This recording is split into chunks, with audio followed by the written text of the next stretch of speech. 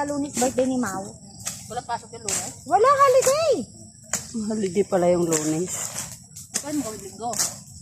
Nga, kasi nga ang birthday niya 26, sa holiday naman na Lunes na lang. Lunes muna. Wala rin naman pasok. Para... Oo, Lunes. Budol fight na ngayon Lunes. Lunes kayo magsipunta sa bahay. Hindi daw siya ina-accept ng pamangkin mo. Ha?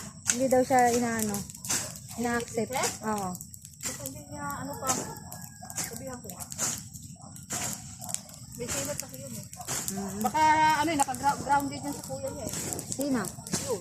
Princess? Oo, puro cellphone. Loh. Kaya, Uy!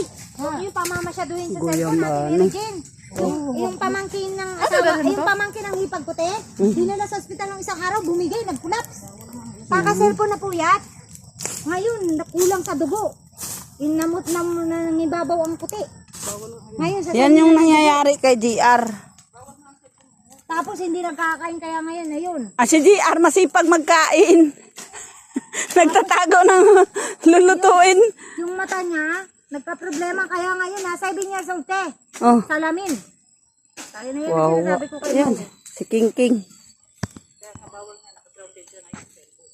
Nilagay sa cellphone niya, wala. Sinend ko na rin yung invitation sa kanya. Baka di na pa ano yan. Kasi nung nakaraan, may sinat daw, may nagnak.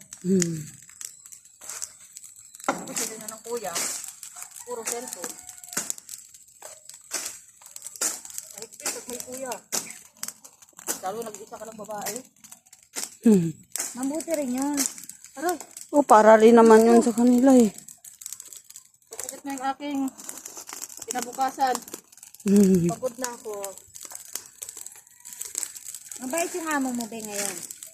Bait naman siya. Sana wag magbago. Oo, mabait siya. Anong oras ka pumapasok? Ano na ko ngayon? 6 to 3. Oh, maga. Wala sa iba ko tapos electric out ko. Bakit? Kasi may estudyante? Tapos dyan, sa patahian naman, nandiyan pala si Marindaday. Sabi ko, hindi ako, nag-ano lang ko dyan. Pasaway lang ako.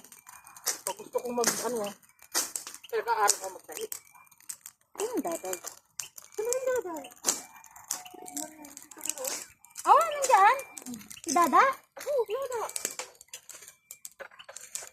Kasi natabaho. Sabi niya, ba't hindi nakikita dyan? Di ba sa kaibigan mo yung patahian? Oo, pwede. Kay Weng? Mag-ano nga kami ng mga damit ngayon. Kasi nga magbatas ko, di ba? Oh. Pagkisina naman kami.